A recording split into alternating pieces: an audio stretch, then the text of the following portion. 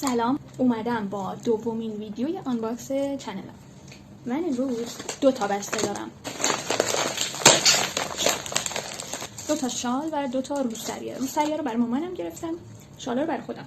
یکی از روسریه‌ای که برای مامانم گرفتم این 2 تا شالم که حالت پاییزه دارن مال خودم، خیلی نرمه،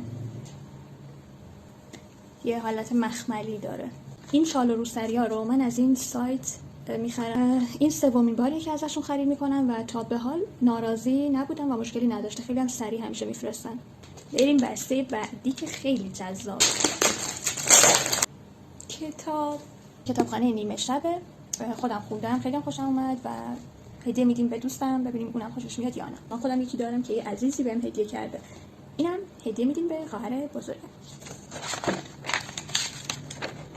این کتابارم از سایت یاقوت خریدم که این بالا هم عکسشو میذارم، خیلی گرمه.